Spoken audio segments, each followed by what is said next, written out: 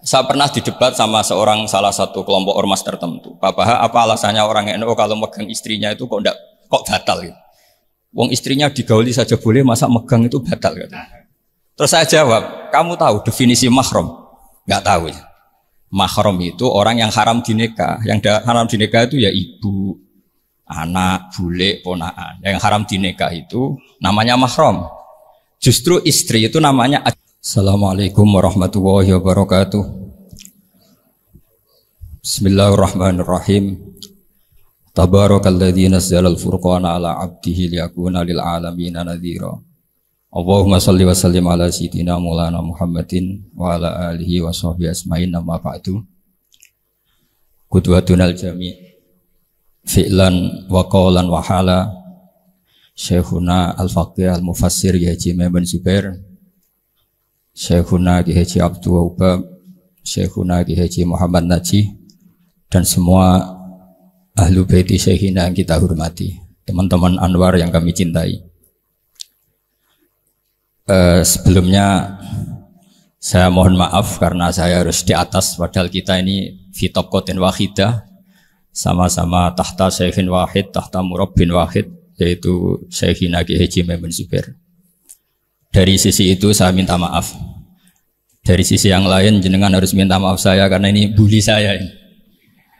Artinya bully itu kesannya di atas, tapi ini makmur, diperintah, diatur. Jenengan al-amirun atau al-amir, jenengan pemerintah. Jadi dari sisi ini jenengan keren ya, ngatur-ngatur saya. Tapi begini, sengaja saya tidak bawa makalah, tahun kemarin juga tidak bawa makalah. Karena saya datang, saya matur ke Siid ketika beliau minta saya datang. Saya datang tapi tidak sebagai narasumber, ya seperti umumnya santri alumni. Jadi ya saya datang saja karena ada tugas memberi orasi ilmiah, kita mulai. Begini, jadi dalam disiplin ilmu yang dikembangkan di pesantren, itu sebetulnya kalau pakai ilmu logika maupun sosial apa saja, baik sosial ilmiah maupun sosial budaya, kita ini jauh lebih unggul ketimbang tradisi mereka.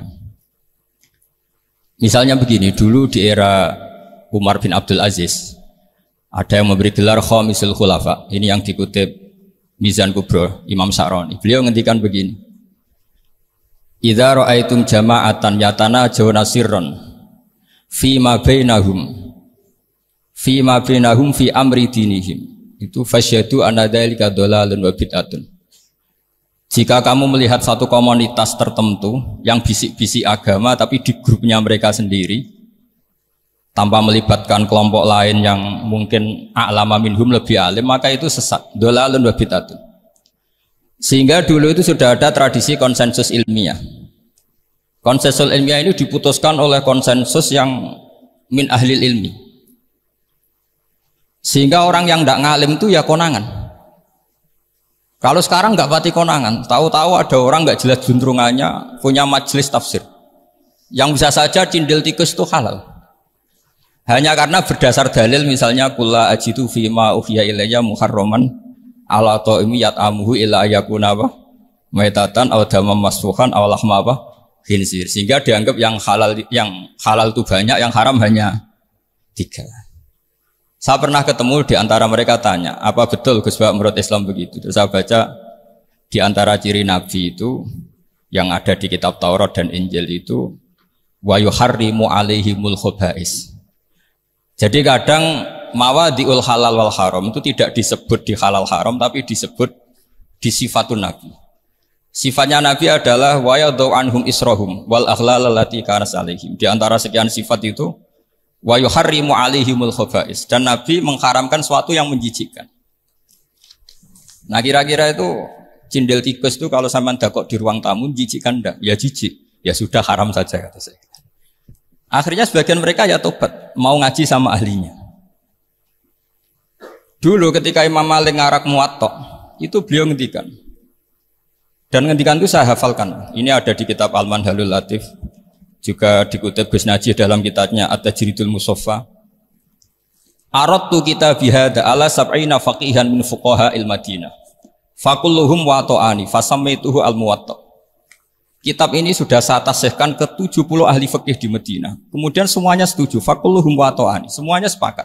Fasamaitu al-Muwatta. Maka kitab ini saya namain al-Muwatta yang disetujui. Sehingga kita tidak boleh menjadi orang-orang alim humul sendiri, dewean, terus dikultuskan santrinya.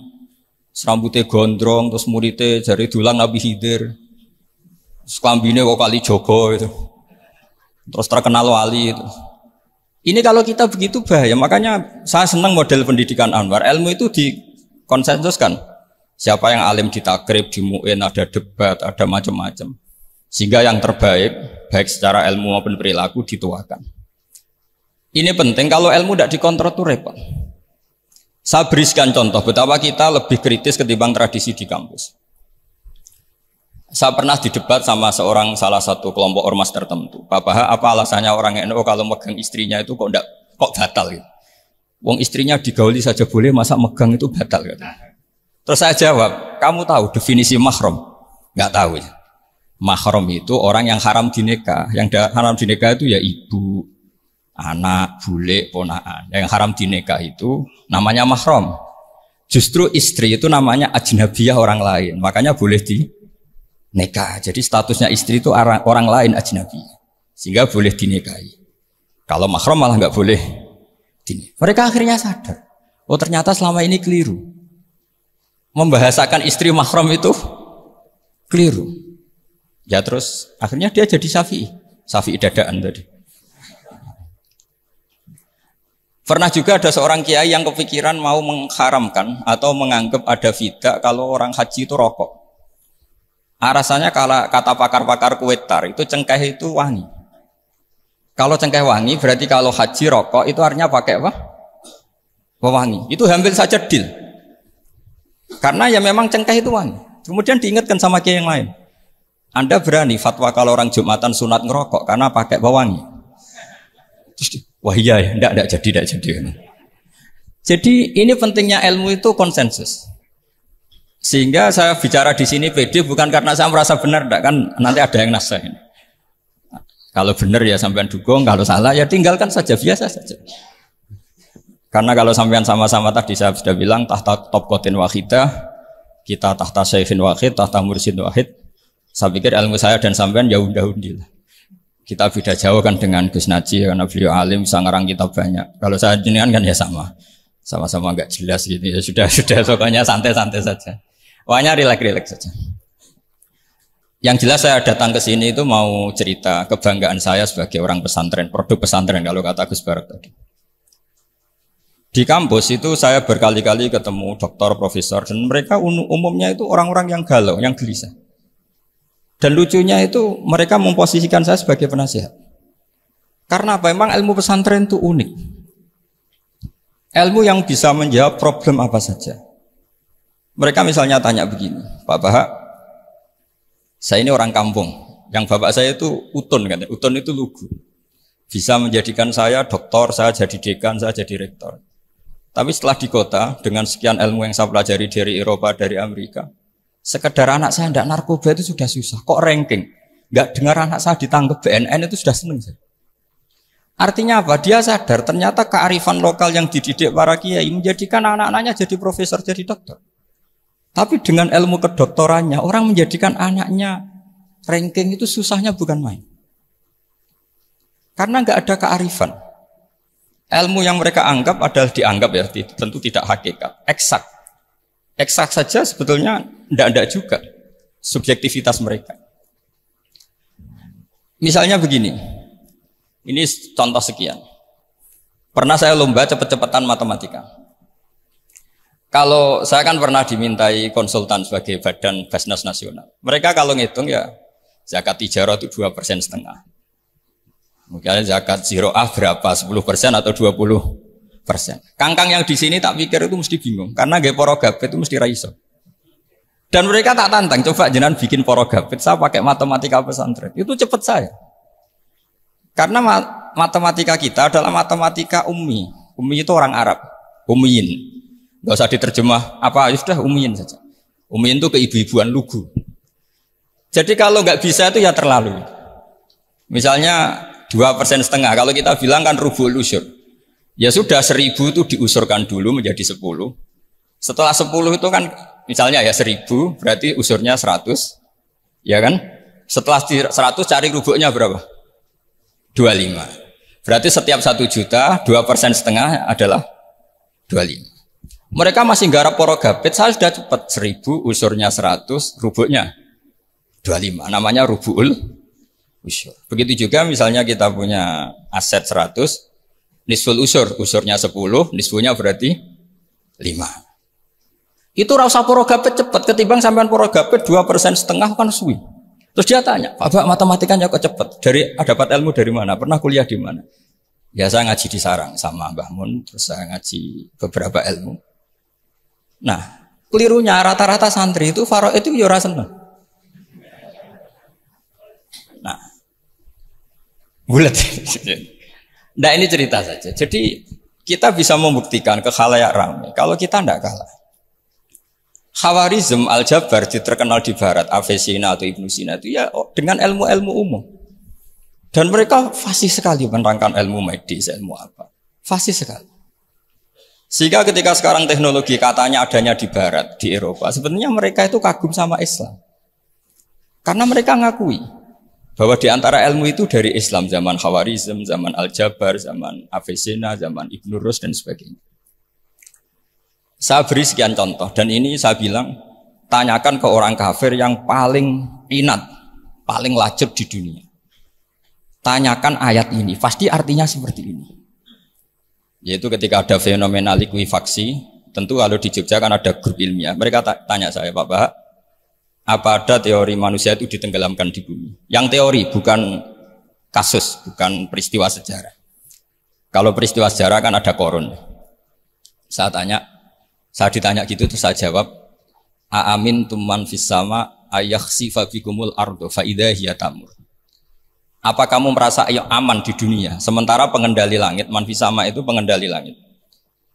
Ya siapa saja, bisa malaikat atau bisa Allah, man sing kudratu fis sama, itu ahli tafsir beda pendapat. Yang enggak beda yang enggak pernah nafsiri gitu. Jadi yang enggak beda karena enggak pernah nafsiri. Ayyak sifat bikumul ardo, bahwa bumi ini bisa ditenggelamkan. Faidah ya tamur, ya memang bumi itu bisa meleleh. Terus saya memberi sekian argumentasi. Kalau kamu katakan justifikasi ilmiah karena kadung Islam dan kadung pegangan Quran, mungkin Anda akan bilang saya ini justifikasi, nyari pembenaran secara syariah. Tanyakan ke ahli lughat yang non Muslim, maknanya ayat itu tetap seperti itu. Begitu juga misalnya ayat wal ardi dzatis sodq, dan bumi yang berkarakter bisa retak. Sodqun itu retak. Dulu kita hanya punya contoh, misalnya biji-bijian jagung yang lembek, yang lemah, dan bumi yang keras, atau ketela atau bengkoang itu. Ternyata dengan segala kelemahan ini, biji-bijian ini bisa merekah, dan buminya yang ngalah memberi ruang. Dulu ulama hanya nyontohkan tadi. Misalnya kalkhinto apa saja yang bisa bumi mengalah dengan proses tumbuhnya tanam. Tapi itu kan qaulul mufassir. Kenangan saya ngaji Yai, makanya saya bangga sekali sebagai murid beliau. Saya memberi gelar beliau Al-Faqih Al-Mufassir. Faqih betul karena beliau putra Abu Zubair yang ma'ruf bil fiqhi. Dan Al-Mufassir beliau itu murid Said Alawi yang ngarang takriran Faidul Khabir itu dengan Habib Muhsin Al-Musawa itu. Ini penting, sanad kita ini penting. Dan kita insya Allah sebagai murid tidak akan merusak sanad itu. Dan yang merusak sanad itu gurunya alim, baik guru alim terus kita bodoh itu merusak sanad itu. Saya masih ingat didawi Mbah Mun, wong jagoan merusak sanad. Ibnu Hajar Al-Asqalani ngalim-ngalimi wong di murid Zakaria Al-Ansori. Beliau di murid Ibnu Hajar terus dia murid Fathul Mu'in. Jadi kayak nak di murid ngalim yo isin. Nah kita berlomba-lomba supaya gak ngisin-ngisinin apa? Kiai. Ya ini kan kompetisi. Kalau gak kasih alim ya ngaku alim saja lah supaya ya gak apa-apa. Artinya ya cukup lah kalau di daerah masing-masing kan. Saya pernah sama satu temen itu, Gus kula wis ngalim kok iso. Kula niku tiyang Sragen. Urip kula teng kaki Joko Samudra. Jadi kok kula ngeten iki pun alim. Ketika dia nakal dan pengurus nyurati orang tuanya, memberitahu kalau anaknya nakal, dia tenang saja, tak tanya, kenapa kamu tenang? Bapakku buta huruf. Jadi pengurus nyurati itu ya tenang saja dia, karena dia tahu orang tuanya itu buta huruf. Kok nikmat kok gue enggak, saya najar. Ya tapi insya Allah barokatuh Syekhina semua itu tetap berkah. Karena itu awal hidayat di daerah masing-masing. Itu tidak perlu alim, sudah hebat itu. Karena ya nggak perlu lah. Kalau alim betul malah nggak sempat dakwah. Begini, ini penting saya utarakan. Karena sanad keguruan itu pernah saya cek ya. Ini cerita ini tahadus bin Nikmat. Guyonannya ulama meskipun guyonan itu ternyata musalsal. Dulu ya itu mungkin semuanya dengar sering cerita ada seorang desa gitu yang kambingnya habis mati. Kebetulan kambingnya itu jenggotan kata beliau. Itu ada khotib yang jenggotan tuh nangis. Sempat khotibnya itu GR kalau dia itu ya ta'assar bimau idoti. Ya ta'assar sampai apa? Nangis sih. Ternyata enggak. Dia ingat khotib itu ingat kambingnya yang mati. Itu cerita Yayu dulu dan diulang-ulang. Ternyata saya baca, kalau sama nggak percaya baca di Al-Fawaid Asyatiriyah atau Al-Fawaid Al-Haramiyah. Itu karangannya Habib Salim Asyatiri. Beliau dekat sekali dengan Gus Najib, pernah nginep di beliau. Itu di karangan beliau sampai cek nanti di Qauluhu Ta'ala lau adzibannahu adzaban syadidan aw la asfahannahu aw la ya'tiyanni bisultanim. Itu kata beliau begini. Adzaban syadidan itu orang dihidupkan atau didomisilikan di daerah yang enggak sejenis. Itu tersiksa sekali. Terus di situ beliau cerita, dulu itu ada orang alim alamah hamilul Quran itu di penjara. Karena ketemu orang sejenis santri-santri yang kebetulan itu ada kios politik itu atau gerakan politik. Itu di penjara itu asik saja. Bahkan banyak alumni penjara itu udah hafal Quran. Yang sebelum hafal ada yang bebas, nggak mau bebas karena ingin meneruskan hafalan dengan saking keramatnya tadi orang alim yang hafal Quran. Nanti kalau nggak percaya nanti dicek. Kitab itu sekarang gampang didapatkan. Al-Fawaid apa? Asyatiriyah atau Al-Fawaid Al-Haramiyah itu namanya. Itu ternyata terus penguasa ini ngerti, ini di penjara kok happy-happy saja malah mulang Quran. Di penjara mek wong bedui sing ora roh wong alim ya ora roh kitab. Ternyata si bedui tadi pertama melihat syekh yang jenggotan tadi, ingatnya sama kambing tadi. Langsung doa, ya Allah saya ingin bebas. Artinya betapa tersiksanya orang dikumpulkan orang yang tidak sejen. Dan guyonan itu ada di Al-Fawaid Asyatiriyah. Betapa ini al-arwah junudun mujannat. Mbah Mun muridnya Sayyid Alawi pernah cerita itu, meskipun dengan analogi kias yang beda. Sayyid Habib Salim Asyatiri itu malah cerita itu ditadwin, dimudawankan, yaitu ditulis di kitab. Itu kan luar biasa. Dan saya punya kitab itu. Kemudian yang sama lagi adalah Yai sering berkeyakinan annal ardo kurawiyah. Meskipun sampean mungkin lihat di video-video nak bumi itu flat. Itu orang nggak mau mikir mungkin ya. Annal ardo kurawiyah. Saya percaya beliau karena beliau orang alim dan saya percaya teori falak. Kemudian saya cek di tafsirnya Imam Habib Satiri tadi di ayat watarol jibala tahsabuha jamidatan wa hiya tamurru marras sahab. Kata beliau annal ardo kurawiyah wa anna hadhil ardo tamurru kal jibal atau tamurru mamarul jibal marul jibal. Ketika dia ditanya apa alasannya, watarol jibala tahsabuha, kan ada kata tahsabuha. Tahsabu itu hasiba yahsabu husbanan. Kalau sebagian lughat hasiba yahsibu husbanan.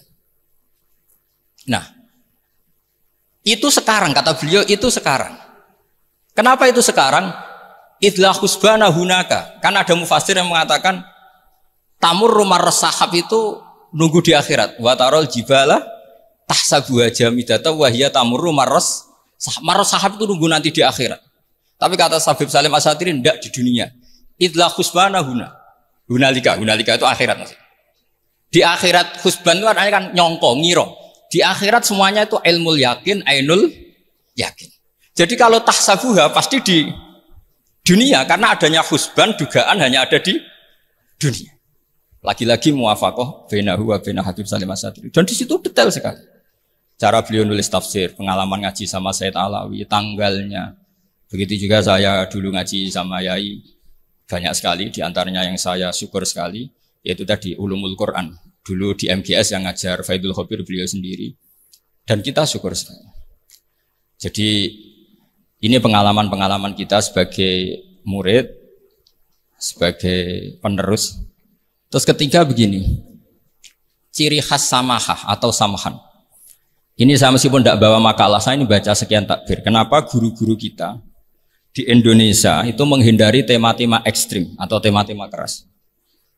Saya pikir di sini masyhur sekali, beliau sering ngendikan zada khusyu'an zada jalan, kita hanya nirukan saja tapi tidak ikut menvonis. Karena kalau kita serius, terlalu serius, ngendikan hukum-hukum yang serius, nanti kejadiannya begini. Ini saya baca takbir ini dari kitab Ibnul Qayyim di I'lamul Muwaqqi'in an Rabbil Alamin dan dari kitab Nasaihul Ibad. Ketika lisan dihisab sama Allah Ta'ala dan mendapatkan azab yang paling tinggi dibanding jawareh yang lain, itu ketika lisan menanyakan sama Allah, kenapa ya Allah saya punya azab yang begitu ekstrim? Jawabannya Allah, kharajat minka kalimatun balagot masyariqal ardi wa magharibaha fasufikat bihad damul haram wa ukhidha biha al malul haram wa antuhika biha al farjul haram. Jadi kalau fatwa serius menjadi ekstremis, apalagi fatwa-fatwa tentang chaos, tentang apa itu, nanti resikonya itu ada safkud dima, dan itu hal yang dihindari ulama dulu. Kamu jangan pernah fatwa dengan meluncurkan satu kalimat yang dengan kalimat itu bisa saja sufika biha adamul haram. Orang-orang yang enggak perlu mati harus terbunuh dan sebagainya dan sebagainya. Kalau dalam Nasaihul Ibad redaksinya adalah kharajat minka kalimatun balagot masyariqal ardi wa maghariba. Ini kalau di kitab Ibnul Qayyim redaksinya itu ada seorang ulama yang ngeluh ketika habis ngajar Al-Hudud. Ha anadza, kata beliau, yuta'allamu minni ma tudrabu bihriqab wa tuta'u bihil furuj wa tu'khadhu bihil huquq. Jadi sehingga dengan tradisi ulama kabiron angkabirin, dulu-dulunya itu memang ulama menghindari tema-tema ekstrim. Bukan karena tidak bisa, karena takut ini kalau salah fatwa nanti safkud dima. Dan itu yang dilakukan Said Hasan bin Ali ketika beliau konflik, ya dengan tanda kutip konflik dengan Muawiyah. Kata beliau, bisa saja ini hakku rojulin, ya sudah tak kembalikan ke dia. Bisa saja hak saya tak kasihkan ke dia. Haknan lidima'il muslimin.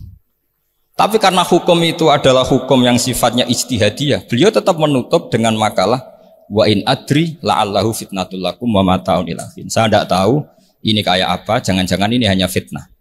Kenapa beliau tetap menutup hukum wa in adri dan kemudian ditiru terus oleh Imam Malik, setiap ditanya sering bilang la adri, sampai yang tanya pernah mangkel. Ini pernah dikutip Gus Najih dalam kitab At-Tajridul Mustafa, juga ada di Al-Manhalul Latif. Kenapa sa'alim engkau selalu jawablah adri? Kata Imam Malik, jawab, saya ini orang jauh, kalau sampean bilang la adri nanti gimana? Saya laporannya yang disuruh tanya. Kata Imam Malik, happy saja. Fa'ablih man waro'aka anni la adri. Enggak kamu tok yang harus tahu kamu saya la adri. Yo kandhani pisan umat temen aku yo la adri. Jadi ulama dulu saking khosnya sama Allah, khosyah. Bilang enggak tahu itu enggak masalah. Karena begitulah sanad mereka dalam hal-hal yang ijtihadiyah, yang potensi safkud dima. Saya ulang lagi, yang potensi safkud dima itu milih aman bilang la adri. Sampean kalau nggak percaya dicek di Sahih Muslim atau di kitab-kitab hadis Sahih yang lainnya. Dan ini juga yang dipakai Ibnul Qayyim ketika bikin muqaddimah I'lamul Muwaqqi'in dalam Khotorul Fatwa. Ada seorang namanya itu Buraidah. Buraidah itu Amirul Jaysh. Itu setiap mau perang atau punya MOU dengan kelompok lain, kata Rasulullah, jika mereka menginginkan kamu ala antun zilahum ala hukmillah wa ala hukmi rasulillah falatun zilhum ala hukmillah wa ala hukmi rasulillah. Ada redaksi yang fi dhimmatillah wa fi dhimmati rasulillah. Walakin anzilhum ala hukmi, posisikan bahwa MOU itu atas nama kesepakatan kamu dan mereka. Fa innaka la tadri atusiba hukmallahi amla, karena kamu tidak tahu apa kamu persis sebagaimana hukum Allah pandang. Kamu tidak bisa misalnya secara fikih, misalnya ada Zaid ini kafir harbi, terus kamu bilang ini wajib diperangi karena kafir harbi. Oke, itu mungkin. Tapi masalahnya bisa saja khusus Zaid ini ada sunnatullah, ada ilmuwah yang mau diberi hidayat sehingga ada perlakuan khusus.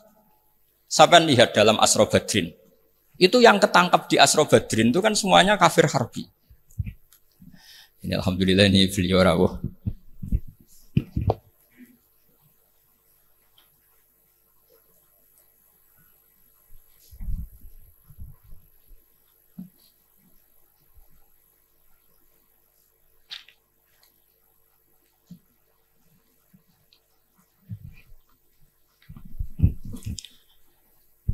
Terus akan.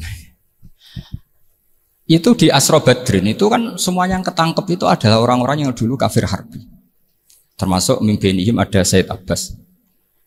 Tapi ketika itu jelas-jelas pernah kafir harbi ikut perang Badar. Ini pentingnya muqabalah. Apa Abu Bakar usul dimaafkan, Umar usul darbur riqab. Apa tanggapan Rasulullah sallallahu alaihi wasallam ketika masaluka ya Abu Bakrin masalu Ibrahim. Qala faman tabi'ani fa innahu minni wa man asani fa innaka ghafurur rahim. Wa masaluka ya Umar masalau Nuh. Qala rabbil la tadzar alal ardi minal kafirina napa dayar. Dan apa yang dilakukan Rasulullah? Beliau memilih pendapatnya Abu Bakar. Dan apa yang terjadi? Said Abbas dan beberapa sahabat menjadi Islam. Wa hasuna islamuhu. Artinya gini, jadi betapa dalam menganalisis satu hukum sosial karena ini manusia. Saya ulang lagi, karena ini manusia itu susah sekali. Makanya dalam banyak hal sikap-sikap Rasulullah itu dipandu oleh Allah tentu. Ada ayat laisa laka minal amri syai'un aw yatuba alaihim aw yu'adzibahum. Makanya saya mohon sekali ini para santri, khususnya santri alumni Al-Anwar, mohon belajar itu tafsir Munir itu detail. Karena di tafsir Munir itu misalnya ada ayat tertentu yang mengkritik orang kafir tertentu, fitil kalwaqiah gitu. Di situ ada kejelasan fa aslamu wa hasuna islamuhum. Misalnya wasfir nafsaka ma'al ladzina tuna rabbahum bil ghadat, terus wala ta'du'anaka anhum turidu zinatal hayatid dunya. Terus beliau menerangkan orang-orang ini yang dulu angkuh enggak mau ta'alum sama Nabi karena enggak mau jejer sama du'afaul muhajirin dan du'afaul ansor, itu akhirnya Islam dan wahasuna Islam. Saya kira demikian, nanti monggo bareng-bareng istifadah dari Syekhina Najih. Dan saya syukur sekali karena mendapatkan naskah at-Tajridul Mushaffa. Saya sinau buhot itu banyak di kitab-kitab fikih, tapi saya mengenang dari yang dikutip beliau tentang Imam Malik, tentang buhot in kharaju ala misli Umar bin Abdul Aziz. Terus ketika siapa itu Ibnu Qasim tanya, fa illam yakun mislah, kata Imam Malik, ya dakhum yantaqimu wa min dzalimin bi dzalimin. Summa yantaqimu min kilaihim. Jadi sikap-sikap dari Syekhina, dari para ulama-ulama kita yang sabar ngadepi umarok yang macam-macam, itu adalah sikap dari guru-guru kita, musalsalila Rasulullah sallallahu alaihi wasallam.